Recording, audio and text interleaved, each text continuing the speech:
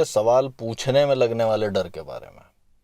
क्या मैं बेवकूफ़ लगूंगा, या ये सवाल बड़ा बेवकूफ़ाना है, या लोग हंसेंगे, या लोग बेइज्जती हो जाएगी। तमाम तरह के फ्लेवर्स में ये डर आता है और अक्सर हमें सवाल पूछने से रोक देता है।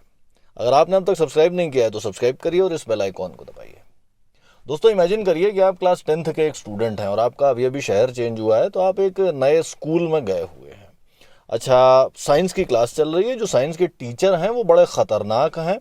पूरे स्कूल में वो लेजेंडरी लेवल के फेमस हैं अपने वन लाइनर्स की वजह से।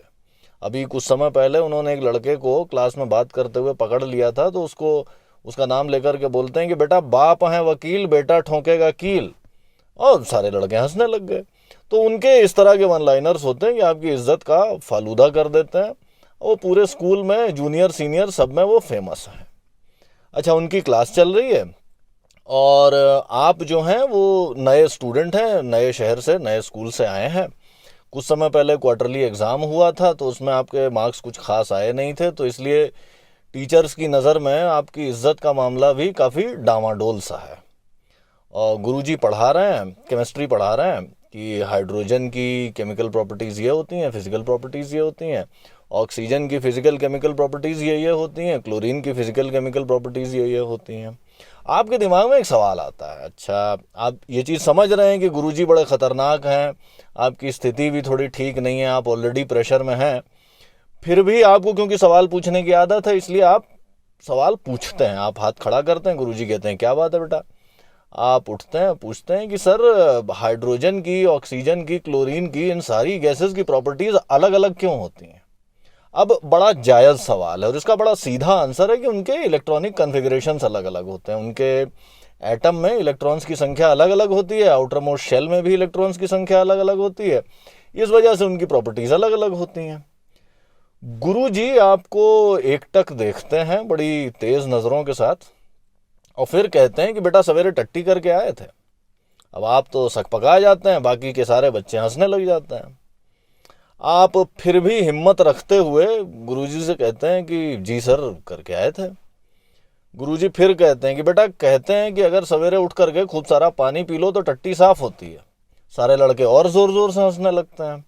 आप फिर अपनी हिम्मत का टोकरा जो थोड़ा बहुत बचा हुआ है उसको संभालते हैं और कहते हैं कि सर उसका भी रीज़न होता है, रीज़न इस चीज़ का भी होता होगा कि गैसेस की प्रॉपर्टीज़ अलग अलग होती हैं। गुरुजी फिर आपकी तरफ देखते हैं और कहते हैं कि बेटा ज़्यादा गहराई में मत जाओ, डूब जाओगे, और जितना बताया जा रहा है उतना पढ़ो, उतना ही एग्ज़ाम में आएगा। बाकी बच्चे फिर हंसने लग जाते हैं। आपकी हिम्मत तो पहले ही टूट गई थी, आपको लगता है कि यार इसके आगे तो मेरे पास कुछ कहने के लिए रह नहीं जाता, आप चुपचाप बैठ जाते हैं। दोस्तों, ये भी कहने की ज़रूरत नहीं कि शायद आपने गेस कर लिया होगा कि वो बच्चा मैं ही था। और इस तरह के एक्सपीरियंसेस जहाँ पे आपने कोई सवाल पूछा और आपकी अच्छी खासी झंड हो गई, इस तरह के एक्सपीरियंसेस हम सभी की लाइफ में कभी ना कभी हुए रहते हैं। दोस्तों, सवाल न पूछ पाना ये भी हमारे बाकी बिहेवियर्स की तरह ट्रेंड बिहेवियर है और इसकी ट्रेनिंग भी बहुत जल्दी शुरू हो जाती है। आप देखिए, एक छोटा बच्चा बड़ा क्यूरियस होता है, बड़े तरह तरह के सवाल पूछता है कि हवाई जहाज़ उड़ता कैसे, चिड़िया कैसे उड़ती है, आग पीली क्यों होती है, आग गर्म क्यों होती है, या दिवाली के पटाखे में रोशनी क्यों निकलती है। तमाम तरह के सवाल पूछता है। अब माँ बाप अक्सर एक आध सवालों के जवाब तो देते हैं, उसके बाद वो झुंझला जाते हैं। कई बार उन्हें खुद उन सवालों के जवाब नहीं पता होते, कई बार बिजी होते हैं, कई बार प्री ऑक्यूपाइड होते हैं, या पेशेंस नहीं होता। अगर पेरेंट्स ने एक बार बच्चे से कह दिया कि यार जाओ खेलो जा करके, फालतू में क्या दिमाग ख़राब किया करते हो, तो बच्चे को तो फीडबैक मिल गया, उसको तो ये समझ में आ गया कि यार सवाल पूछने से शायद न पूछना ही ज़्यादा बेटर है, फालतू में पापा नाराज़ हो जाते हैं। अच्छा, उसके बाद आप स्कूल जाते हैं। अब स्कूल में भी अक्सर टीचर्स के पास इतना टाइम नहीं होता कि बच्चों के सवालों के जवाब दे सकें, उनको कोर्स कंप्लीट करना है। अच्छा, एक बड़ा रीज़न और ये होता है कि कोर्स जो है, हमारा जो कोर्स का स्ट्रक्चर है वो सीक्वेंशियल होता है, एक के बाद एक टॉपिक्स आते हैं और उन सब टॉपिक्स के लिए फिक्स्ड टाइम दिया रहता है। भाई एडिशन के लिए 4 दिन है, सब्ट्रैक्शन के लिए 5 दिन है, मल्टीप्लिकेशन के लिए 4 दिन है, फ्रैक्शंस के लिए 6 दिन है। अब अगर मल्टीप्लिकेशन की क्लास चल रही है और मैं एडिशन का सवाल पूछ लेता हूं, तो टीचर चाह कर भी शायद मेरे सवाल का जवाब नहीं दे सकता, क्योंकि अगर वो एडिशन का ही सवालों पर पड़ा रहेगा तो आगे का कोर्स नहीं कंप्लीट करा पाएगा। अच्छा, स्कूल सिस्टम में एक चीज़ और होती है, अगर आपकी रेपुटेशन एक अच्छे स्टूडेंट की है तो फिर भी शायद कुछ टीचर्स आपके सवालों के जवाब दे दें। लेकिन अगर आपकी रेपुटेशन कुछ एवरेज बच्चे की या बिलो एवरेज बच्चे की है, तब तो फिर आप सवाल पूछने उठेंगे तो आपका मजाक ही उड़ाया जाएगा। आपको भी पता रहता है तो आप उठते ही नहीं हैं। इन 18-20 सालों में जो हम स्कूल कॉलेज सिस्टम में बिताते हैं, हमारी अच्छी खासी ट्रेनिंग हो जाती है कि यार सवाल पूछोगे तो झंड ही होगी। अच्छा, तीसरी चीज़ ये है कि हमारे कल्चर में भी अक्सर सवाल पूछना, किसी खासतौर से किसी बड़े बुजुर्ग की बात के ऊपर सवाल पूछ लेना, एक तरह से ऐसा माना जाता है कि आप उनकी अथॉरिटी को क्वेश्चन कर रहे हैं।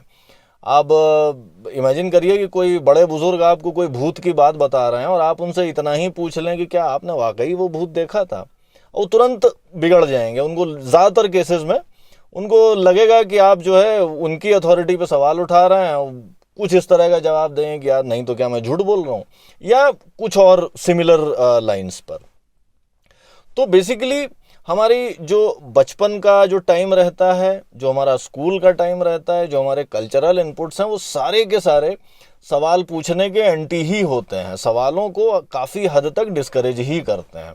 और जब हम इन सारे सिस्टम से निकलते हैं, हमारी अच्छी खासी ट्रेनिंग हो चुकी होती है कि यार सवाल पूछना बेकार है, और सवाल पूछेंगे तो फालतू में बेइज्जती होगी, कोई फ़ायदा नहीं है।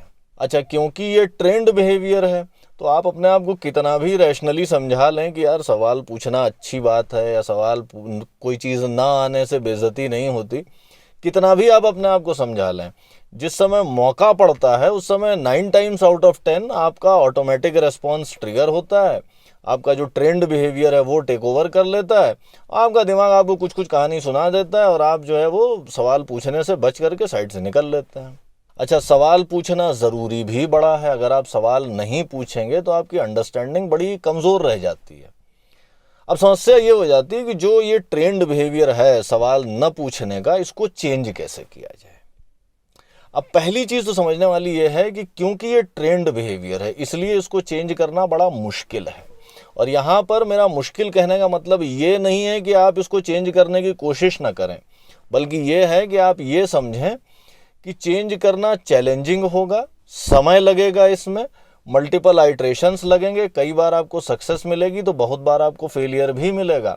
लेकिन आप अगर लंबे समय तक लगे रहेंगे तो अपने इस ट्रेंड बिहेवियर से, जहाँ पे आप सवाल आपके दिमाग में उछलता है लेकिन आप चिकन आउट कर जाते हैं, उस ट्रेंड बिहेवियर से आप बाहर निकल सकते हैं, अपने आप को रिट्रेन कर सकते हैं। अब रिट्रेन किया कैसे जाए? सारे बिहेवियर, सारे ट्रेंड बिहेवियर चेंज की प्रॉब्लम्स की तरह इसमें भी आपको शुरू में अपने आप को नए बिहेवियर पे फोर्स करना पड़ेगा। यानी शुरू में आपको अपने आप को फोर्स करके सवाल पूछना पड़ेगा। जहाँ पे आपको लग रहा है कि यार डर लग रहा है कि यार बेइज्जती हो जाएगी या ये चीज़ मुझे पहले से पता होनी चाहिए, वहाँ पर भी आपको अपने आप को फोर्स करके सवाल पूछना पड़ेगा। अच्छा, एक और बड़ा अंतर होता है जब हम एजुकेशन सिस्टम से बाहर निकल आते हैं तब, क्योंकि बाहर तो कोई सीक्वेंशियल सिलेबस है नहीं, बाहर तो ऐसा है नहीं कि चैप्टर 1 एडिशन था, चैप्टर 3 मल्टीप्लिकेशन था, और अगर आप चैप्टर 3 में एडिशन का सवाल पूछ रहे हैं तो इसका मतलब है कि आपने पिछले 2 चैप्टर्स पढ़े नहीं। बाहर तो क्योंकि सारा कुछ अनस्ट्रक्चर्ड है, रियल लाइफ में सब कुछ अनस्ट्रक्चर्ड है, इसलिए किसी भी फील्ड के बारे में अगर आप इग्नोरेंट हैं तो कोई बुरी बात नहीं है। भाई, अगर एक स्कूल सिस्टम में, जैसा मैंने अभी एग्जांपल दिया कि अगर चैप्टर 3 चल रहा है क्लास में, चैप्टर 1 का सवाल मैं पूछ रहा हूँ, तब तो चलिए समझ में आता है कि हाँ भाई आपने पीछे के 2 चैप्टर्स नहीं पढ़े, आप क्लास का टाइम बर्बाद कर रहे हैं। तो वहाँ पर आप अगर एक बार सवाल नहीं पूछते हैं तो चलिए समझ में आता है। लेकिन रियल लाइफ में तो बहुत सारी चीज़ों के बारे में मैं इग्नोरेंट हूँ, और ऑब्वियसली मैं इग्नोरेंट होऊंगा क्योंकि मैं सारी चीज़ों के बारे में जान नहीं सकता। रियल लाइफ में तो सारा कुछ अनस्ट्रक्चर्ड है, तो वहाँ पर तो आप किसी भी चीज़ के बारे में अगर इग्नोरेंट हैं, किसी भी चीज़ के बारे में आपको कुछ नहीं पता है, बेसिक्स भी नहीं पता है मान लीजिए, तो भी कोई बुरी बात नहीं है, क्योंकि आपसे ये एक्सपेक्टेड ही नहीं किया जा सकता कि आपको सब चीज़ों के बारे में पता होगा।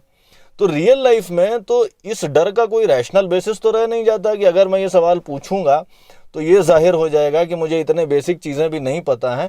जाहिर हो भी जाएगा तो क्या थोड़ी ये सीक्वेंशियल सिलेबस चल रहा है जहाँ पे आपको पुराने चैप्टर सारे पढ़े हुए होने चाहिए। तो रैशनली कोई आधार नहीं रह जाता कि आप सवाल ना पूछें। बात हो जाती है वो ट्रेंड बिहेवियर की, और शुरू में आपको अपने आप को फोर्स करके सवाल पूछना पड़ेगा। एक्सपीरियंस काफ़ी डिस्कम्फर्टिंग हो सकता है, क्योंकि जब भी आप कुछ चेंज की तरफ बढ़ते हैं, हमारे दिमाग की टेंडेंसी है पुराने मेंटल मॉडल्स को प्रिजर्व करने की, तो दिमाग अपनी तरफ से बैकलैश करेगा ही करेगा।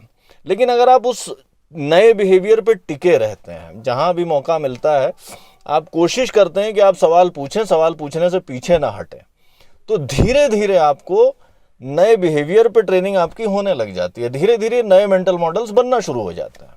अच्छा, यहाँ पर सवालों के साथ मैं थोड़ा अपने एक्सपीरियंसेस की भी बात करता हूँ। जहाँ मुझे इस तरह का भी एक्सपीरियंस हुआ, जहाँ पे मैंने कोई सवाल पूछने की कोशिश की और टीचर ने इस तरह से जवाब दिए, सारे बच्चे हंसने लग गए, मुझे थोड़ा सा झेप लगा।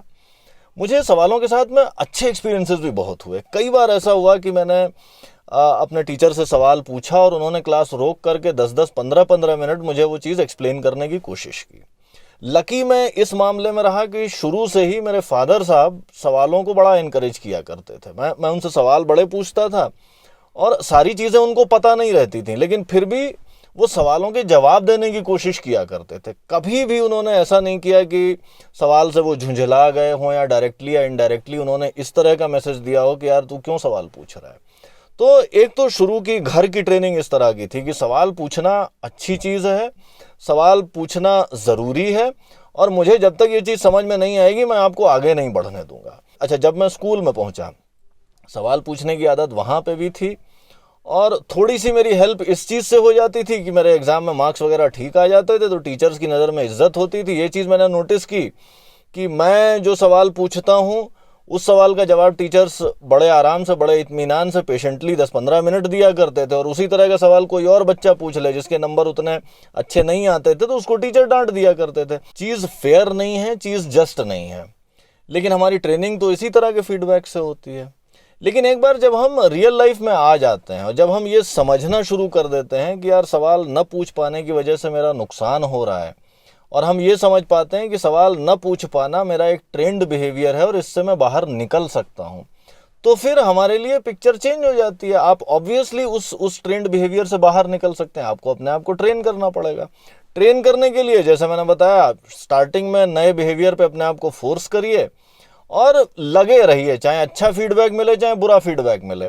और आप अगर इस नए बिहेवियर पे लगे रहेंगे तो धीरे धीरे आपके बिहेवियर पैटर्न्स चेंज होने लग जाएंगे। आप सवाल पूछने में हिचकिचाएंगे कम और आप ज़्यादा कंफर्टेबली सवाल पूछ पाएंगे। दोस्तों, आज के एपिसोड में इतना ही। अगर आपको ये एपिसोड अच्छा लगा तो दोस्तों के साथ शेयर करिए, लाइक और कमेंट करिए, और अगर आपने अब तक सब्सक्राइब नहीं किया तो सब्सक्राइब करिए और इस बेल आइकॉन को दबाइए। जल्दी मिलते हैं एक नए एपिसोड के साथ, तब तक के लिए बाय बाय।